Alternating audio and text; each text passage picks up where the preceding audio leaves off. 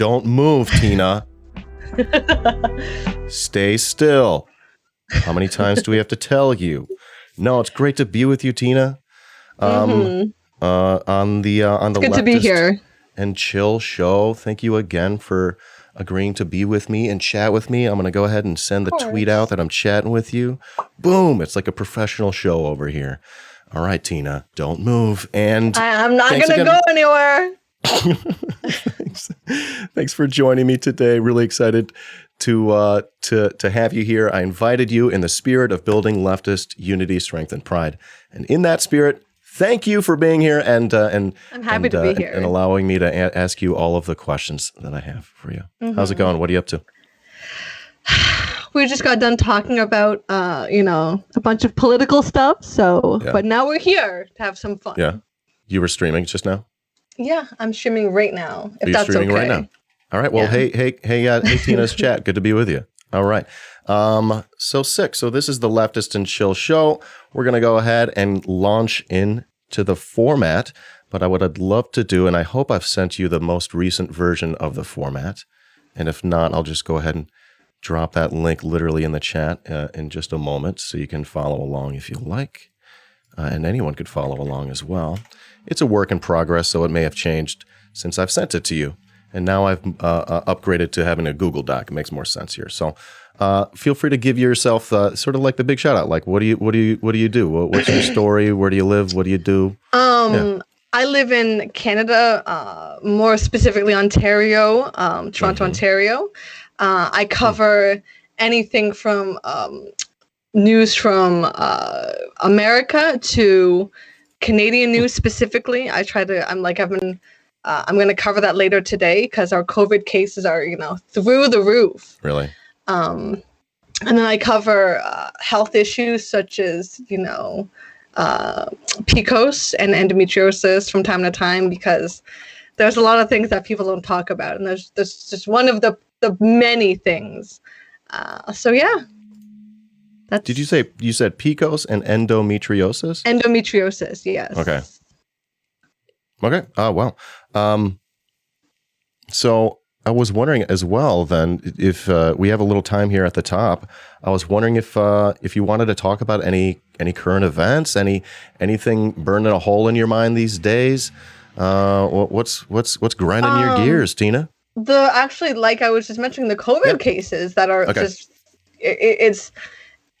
We just hit high capacity for our ICU units in Toronto the other day, and we have 4,000 cases today. Really? In the ICU.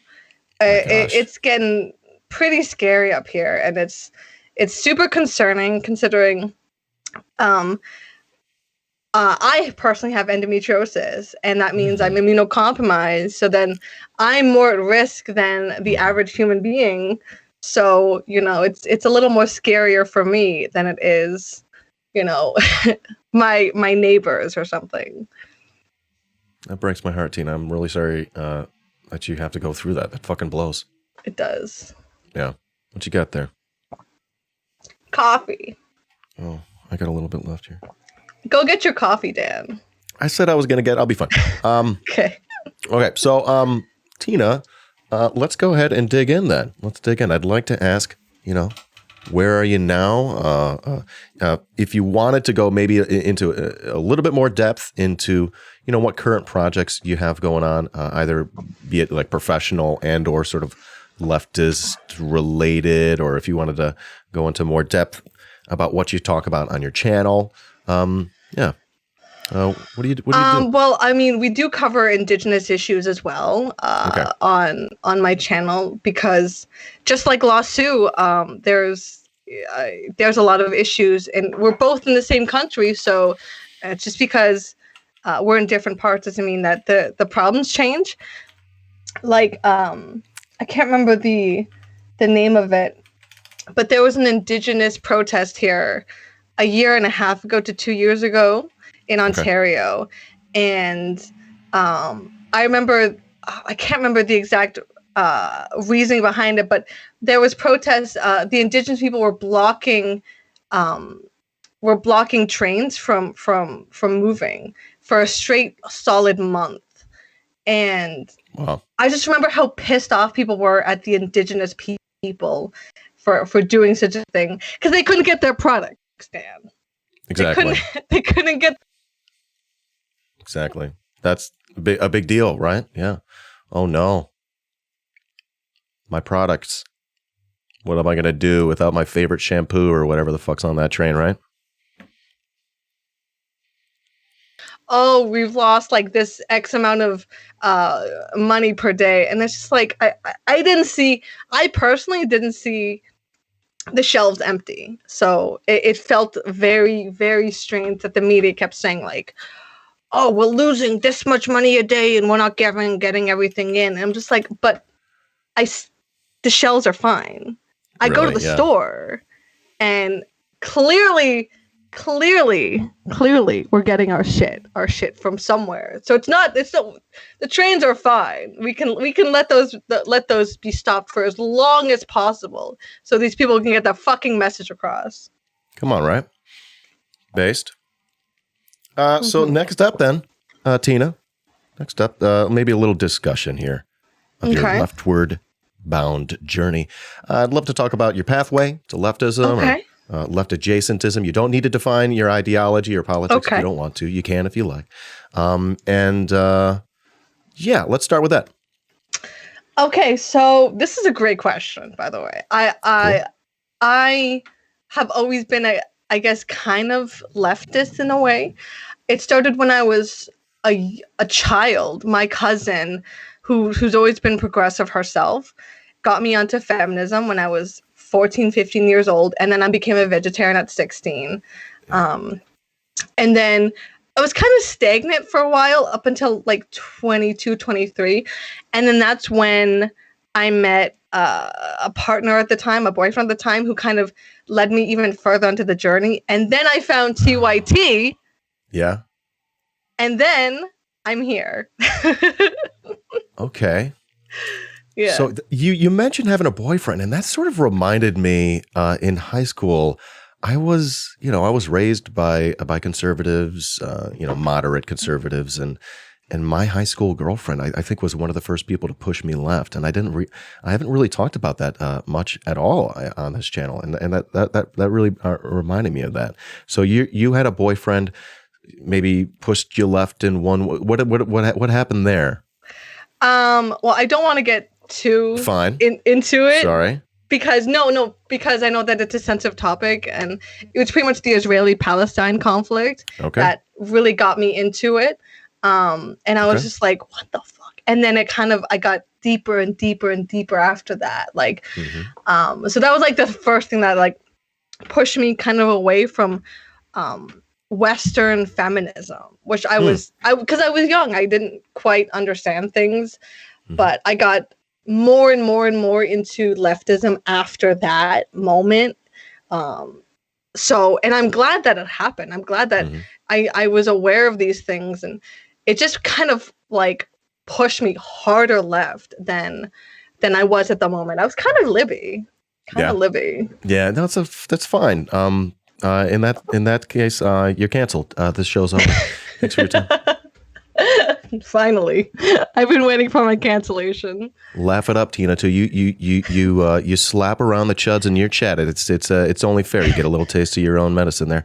No, I love your face, of course. So how about this? Let me ask if I can try to ask this next question, which was inspired by a recent tweet that I saw that said that there should be more leftist shows that talk about these things specifically.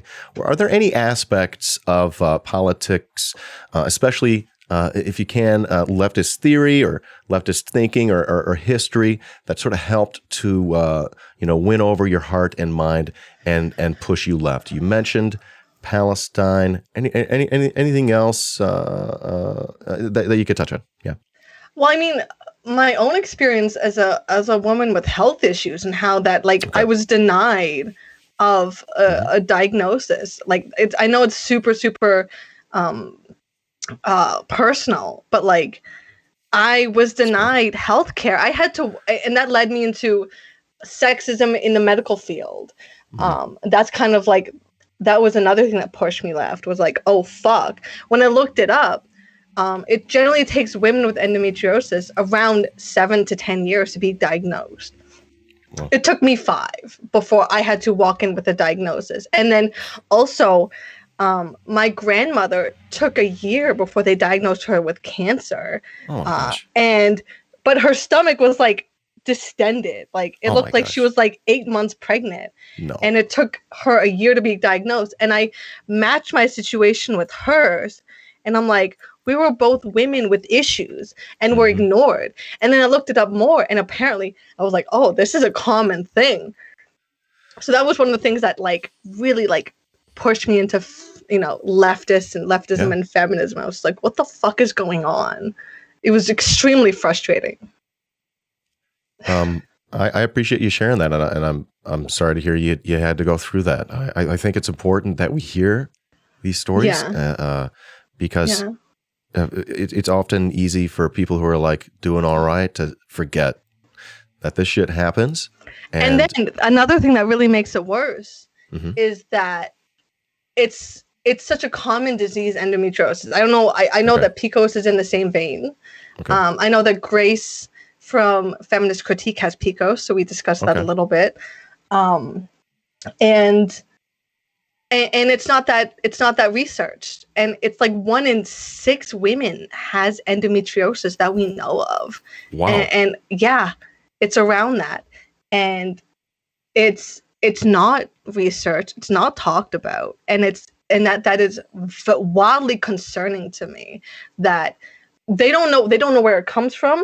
And all they do is just say, just take painkillers. That's it. That's it. It's cysts growing on your ovaries. Okay. And all they do is maybe you can get a surgery, and that's not guaranteed. Maybe. And I don't feel like having an invasive surgery. So all I am given is painkillers. Oh my gosh, Tina. I'm not told where it comes from. Yeah.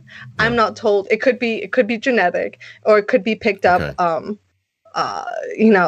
from something. They don't know. Like, I'd look at medical journals every couple months just to see where they are. They have no idea. It's the most pathetic research. Oh, well, I would strange thing to ask, but I would love for you to keep me updated on that. And sure. Just let me know what the fuck's going on with that. Yeah. That research, and of course how you're doing. Yeah. Breaks my heart to hear that even a place such as Canada, things could be fucked up. And then to add on top, why is that? I can't put my finger on it. What is the root cause of why things are fucked up? No. We'll figure it out someday. Neoliberalism. Ooh, shots fired. Neolibs, take it. Deal with it. Yeah. No, we don't. I don't know if we have a lot of neolibs watching, but yeah, go on. We love you. Just listen to us. They probably don't know what it means, because I didn't know what it meant when I was a neolib. Yeah. No, it's okay, because I was kind of libby too. So it's like everyone has their own path to the left.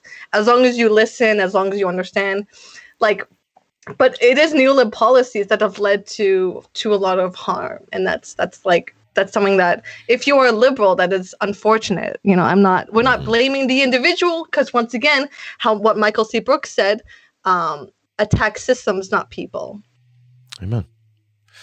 Rest in power. Rest in peace, power. Rest in peace, power. Rest in peace, power, Michael Brooks. Yeah, love his face. Love your face. Sadly, I was not a leftist before his passing. Yeah. I'm like that newly leftist. I was just coming into leftism a little bit before he died, and it's really cool because there's a user named JDJ Writes on this platform, and I was invited to the anniversary of his passing. They streamed onto his channel, and I was invited to watch that with them, and it was really, really fucking cool. And yeah, I regret not being a leftist sooner, but I didn't know what the word neoliberal meant, and if I did, I'd probably learn the harm of it. Just like you mentioned, it's it's harmful, and it doesn't solve the world's problems. It makes them worse, usually. Yeah. Well, how about we move along then? We've talked a little bit about what you do and where you're, the work that you do, and we've chatted a bit about your journey to the left. If you could distill some of those experiences, share them with a younger version of yourself, what might you share? Oh, that's a good question. What would I share? Thank you. Oh my God. I guess I would just say, I don't know. I think I would just say, it's mainly about like,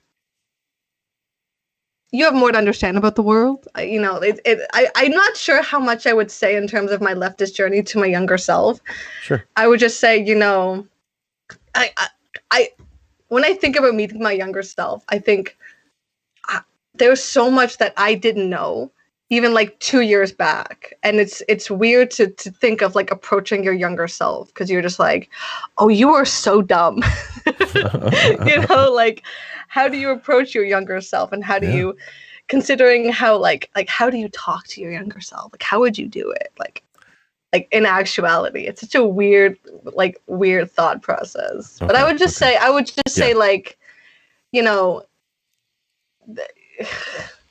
it's figure it out or something. I don't know. Figure it the fuck out, kid. Okay. So figure it out. All right. That's fine. Figure it out. Really, that's what you'd say. How about this? How about maybe you're not going to go back in time and talk to a younger version of yourself. Maybe think of a younger version of yourself that's in chat right now, or is watching the replay. I don't know. Read more theory. Read more theory? Yeah? No. Yeah, right. Just listen to people more, like listen, put people's emotions, sometimes put people's emotions above yourself, sometimes don't, because I do have a tendency to show empathy less to myself than I do to others. I guess I would say show more empathy to yourself. Don't always, not everyone deserves empathy, which is something that I struggled with. And we covered this on, back when Freems had his panel, his echo chamber. We had like 3 different discussions about empathy, and it's really difficult to refrain from showing empathy or like flailing your empathy around, because there's so much kindness that like I want to give people and that I want to share, that I almost need to refrain from and be like, does this person deserve empathy? Like, it's almost like you have to pull that empathy back for certain people. And that's something that I guess I would tell my younger self is, don't like withhold empathy sometimes, because there have been situations that I have given empathy to people and it's been damaging, it's been, so, don't always show empathy to everyone, because not everyone deserves the empathy that you can give. Excellent advice, Tina. Thank you. Beautiful, beautiful. Well, then let's move along then to the leftist inquisition. This is the questionnaire. And some of these have accurate graphics, so here we go. All right, let's have a little candy here. What's your favorite word? Oh my God, what's my favorite word? Yeah. Oh my God, it's on the tip of my tongue. Yeah. Okay. We could circle back. Yeah, let's circle back. Circle back. All right. How about maybe like the opposite, your least favorite word? I can't think of one right now. That's fine. Yeah, words suck.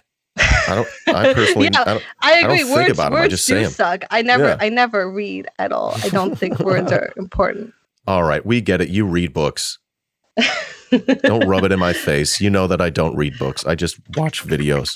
I became a Marxist through videos, right? What YouTube. Videos? Just YouTube videos.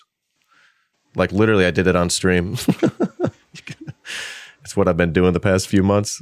Oh, petrichor is my favorite word. Petrichor. Petrichord? No, with no D. Petrichor. Petrichor. Yeah, what's that? The smell of soil after rain. Oh, that's got a word? Yeah. Petrichor. Yeah. Wow. Yeah, it's like my favorite word. That's beautiful.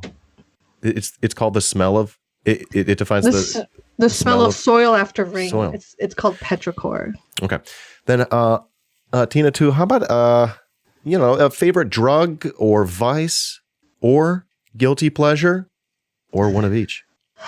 I recently have discovered coffee. I've never been a coffee drinker up until recently, and oh my god, I need this. I absolutely will have to stop myself from having like 4 cups a day. I used to drink tea, but I got into coffee, and I'm just like, oh my god, it makes me excited. I also will excited. I will partake in some of the deviled lettuce from time to time, the Chaz lettuce from time to time. Or God's cabbage. God's cabbage. How you look at it? I prefer jazz lettuce because it makes you feel jazzy. Yeah, a little jazzy. Gets you in the mood for some bebop there. Love it. Yeah. Love it. All right then. How about a sound or noise that you love?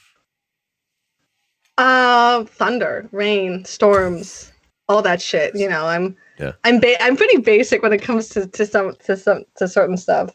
Give me a nice thunderstorm. Oh my god, give me a nice thunderstorm. Yeah.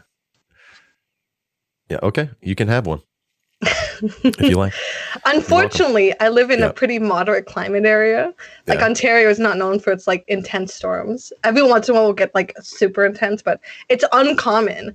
So that's why I love places like Colorado. And I got a lot of hate for this, but yes, Florida. I love me some Florida. Sorry, chat, to my chat and your chat. Incoming anti-Florida hate. Florida lady. Here comes Florida lady. Yeah. Okay, then how about a sound or noise, Tina, too, that you hate? There is a word I hate, grind. And I hate the grinding of teeth. Oh, yeah. So I hate the word grind because whenever people say the word grind, I think of like grinding teeth. It's like, oh. I hate grinding teeth. Ugh. All right. It's awful. I don't like it either. Okay, Tina, too. Reincarnation. If you came back as another animal or plant? Bird. Any kind of bird? I haven't really specifically thought about what kind of bird, but because you can go anywhere as a bird. Like I can literally why would I want to be anything different? Why I can go across the water. I can go from country to country, from land to land. It's beautiful. Birds are beautiful, and they're dinosaurs. So, right, exactly. You've seen Jurassic Park as well. Yeah, I love it. Based. Next. All right, so let's imagine one day you find out heaven and God exist.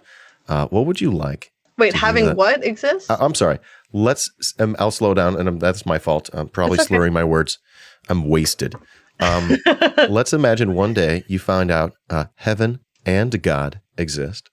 What would you like to hear them say, perhaps as you arrive at your version of the pearly gates? What would I like to hear them say? Yeah, at the end of your life. I think more of like along the lines of like not hearing or getting validation from a god. I just kind of want to see like the people I've lost in my life. Like that's mainly what I would be like. I don't want validation from any god. Okay, right, fuck that shit. You pretty much like you just want him to say, all right, get in there, go see your friends. Yeah, and then maybe maybe a dog or two. Oh yeah, of course, it's heaven. Yeah. Beautiful. Okay, so I don't have graphics for these next ones, so I'll have to sort of skip around. All right, Tina, next question here. Go ahead if you could name one leftist hero, dead or alive, you'd like to meet. I would like to meet ContraPoints. That's the first thing that comes to mind. Yeah, awesome. I love ContraPoints. I know that there's like a lot of like people call her like Libby and shit, but I still think I still think she's like a wonderful. She's a wonderful. She has all these wonderful essays that she really digs into. I think she. Honestly, I guess I've already met my leftist hero, my cousin. Yeah. She was like the foundation for like who I am today, and I technically I've already met my hero. Perfect. Well, that's fine. You can work. I would like for you to keep either or both in mind. Yeah. For these next questions. My next question is, what do you think if you told them what you told me today about anything or everything? What do you think they'd say? Oh, I think. What do you think they'd think? I don't know what ContraPoints would think, but I think my cousin would be super she'd be either be proud of me or chill if like I don't know. I don't think we disagree on things mainly. So that's pretty cool that like me and my hero got along. Yeah, that's great. Yeah. So Tina, one of my favorite things is that you're alive, and Thank you. we got time left in our lives. So reflect on that, and maybe if you can have that same conversation or another conversation at the end of your life, what would you like to hear your leftist hero? What would you like to hear your leftist hero tell you? Thank God once again I have heard her say these things, but that she's proud of me, that that she's happy with not everything I've done, but most things, that she's happy with the effort I put in. And thank God I've met my hero. I know that I don't know if that sounds pretentious to people. Awesome. But that's so that's lucky.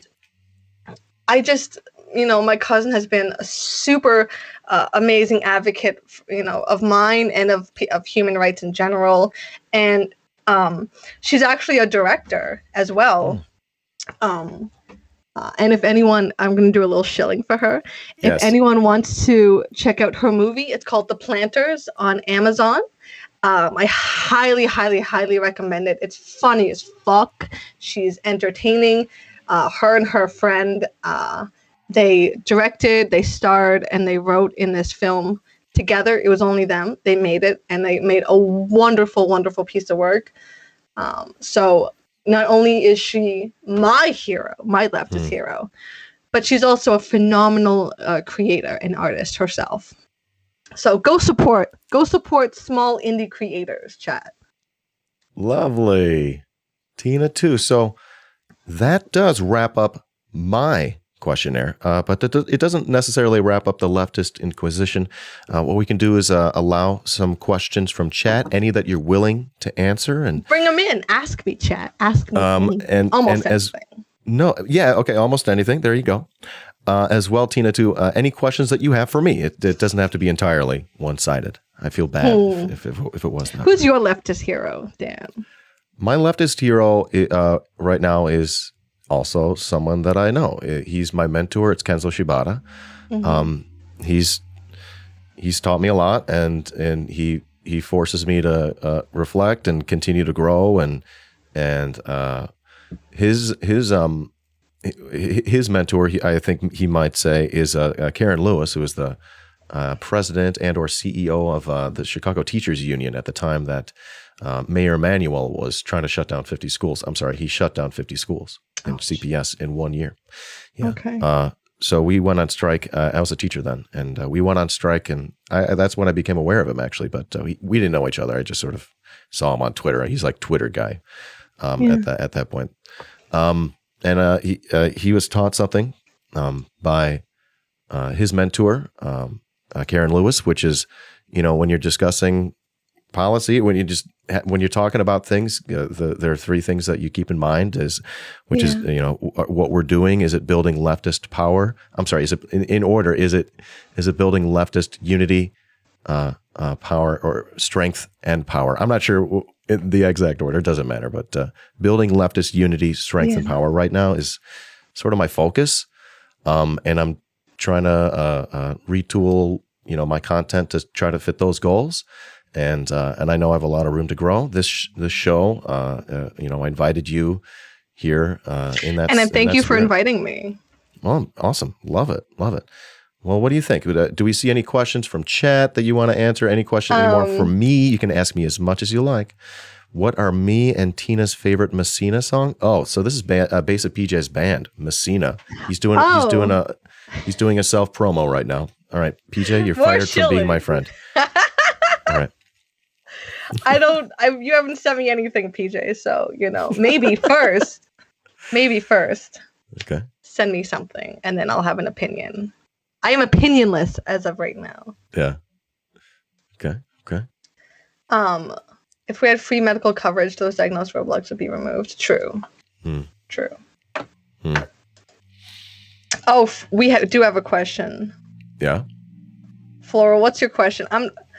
Who is the person you're most embarrassed to find attractive? I am not answering that for a man. I'm not bringing this into here.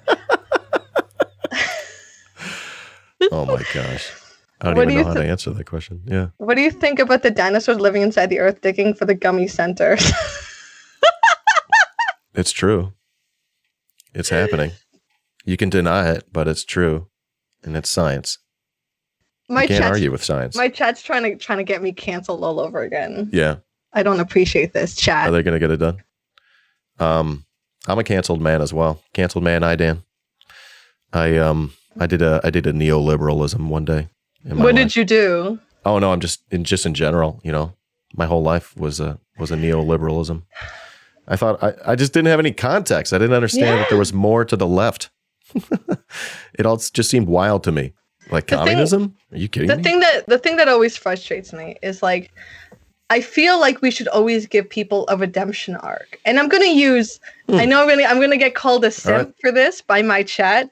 Yeah. But I'm going to fucking ignore it because fuck you, chat. Yeah. But my best example of a redemption arc is John Mayer, who said something. I knew it. Do it. Said something super controversial 15 years ago. Really? What did he say? Nutshell version. He said something super racist. Oh, he said an N-word? No, not. He didn't say the N-word. He just said some racist shit. He said his dick was a white supremacist. In a Rolling Stone interview, and he was so problematic. Yeah, it is. I agree. It was so problematic to the point where I literally did not like. He got so embarrassed he disappeared for 5 years. Really? Yeah.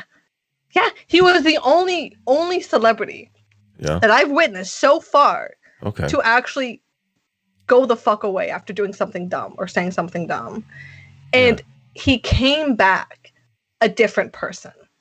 Huh. So he had an arc. He did. What happened in between? But yeah, go on. I'm sorry. It's okay. You can ask the question after, but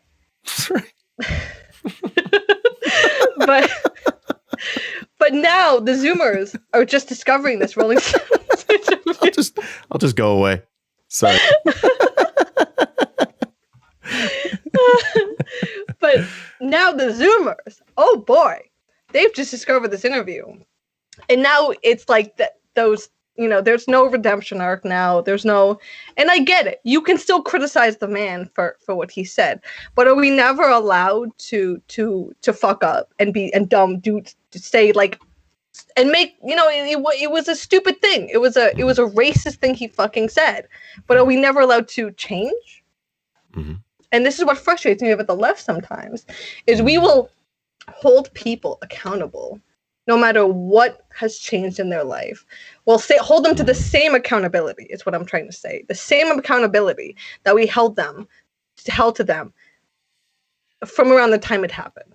Mm-hmm. So it could be 20 years down the line, and someone could be doing like mutual aid. They could be, be super progressive, mm-hmm. But there doesn't seem to be a forgiveness arc from progressives.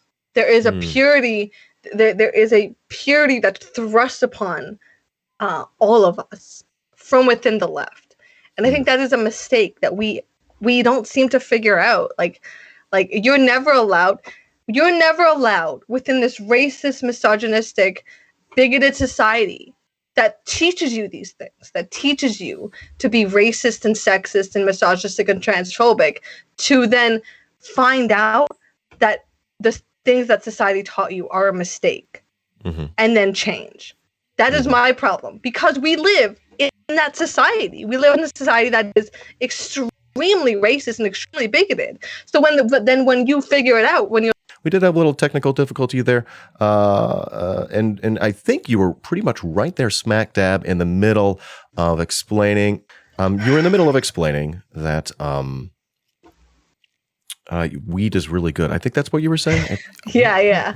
No, I love getting high, baby. You were saying among progressives, there's no redemption for ever doing a racism, even if you are a different person now, and you're doing mutual aid, you're doing good for the world. Yeah. And I think it takes us. It took me. I used to do some fucked up things until I changed, and and I am if I met my 20-year-old self, I would be absolutely devastated that that's who I was. And I am devastated. But if I met myself, I would be ashamed. I would be honestly like grossed out. I'd be like, what the fuck are you talking about? So I think we have to shift our mindset as progressives. And we can be suspicious of people. I'm not denying that. There's no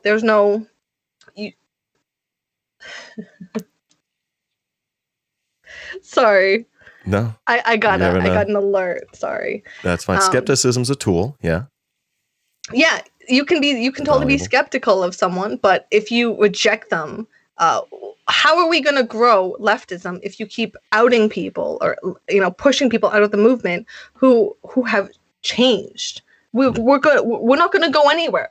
We're going to go nowhere if we keep removing people from the left because they did an oopsie at one point. Well said, Tina, too. This is why I bring you on for the big brain shit, so you can make the content for me. Thank you for enriching me. You're welcome. Tina, too. Of course. With wonderful content. Of course. All Glad to do so. Fuck yeah. Is there any more questions? I don't see any more questions in the chat. Do you have any more questions for me? Anything else on your mind? We got time? Any more questions? Nah, that's fine. Is it really a big part of the useful left? The useful left that's canceling folks, or is it mostly online only arguments? I mean, but where else are we going to have these arguments?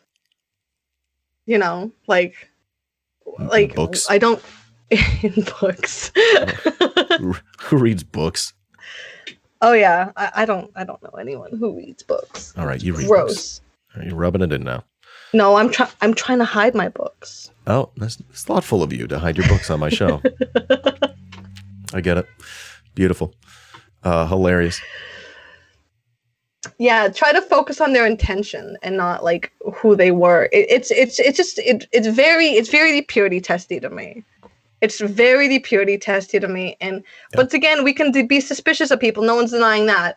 But if you don't allow them that change, then what it does is not only are you ousting people who are like there could be people who are just coming in from the left too who get that who meet people like that, and it disincentivizes them from being progressive. It does when they're just learning about progressivism, not the people who are already like deep in the left and then do the why I left the left argument, but the people who are just coming in from being centrist or right wingers. And they want to learn more about leftism. And then they meet people who are like, oh, you are not allowed in our community because you fucked up, because you said something racist and that is where the problem lies. No one's going to want to come to the left if we reject everyone who wasn't born into leftism. Yeah. And it's such a mistake.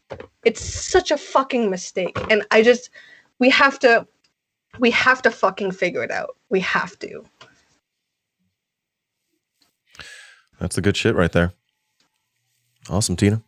Thank you. We're gonna I always bring good content. I always bring good content every single day. Well, we're gonna try to figure that out together. And I want you to hold me accountable. When I'm fucking up. I remember I came into your chat like really, really hot one of these days when you were talking to someone. And I was like yelling. I was like, ah! They got me so heated. I felt bad after that, but I have a tendency to get heated. It's okay. It's a. I don't remember that specifically, but I guess it's I generally have a pretty chill chat, and when someone comes in hot, they stick out like a sore thumb. It doesn't matter who they are. Yeah, it's funny. Oh, Tina. Again, we invited you here in the spirit of building lefty unity, power, and strength, and in that same spirit, I want to thank you again, and bid you adieu, and have a wonderful. Thank you so much for inviting me. And thank you so much. Love your chat. Love your chat. Hey. All right. Well, that's gonna be that. Love your face, Tina. Everyone. We'll talk to you soon. Bye now. All right. Oh no. Did I break it? It's always broken.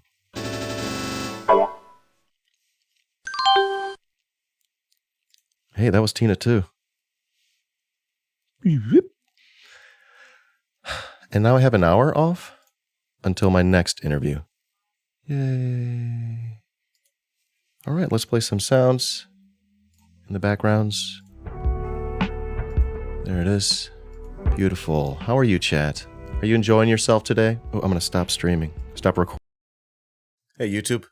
You're watching a clip from my Twitch channel, twitch.tv/iDanSimpson, where you can follow for free and subscribe for only $5 a month. Thanks for watching.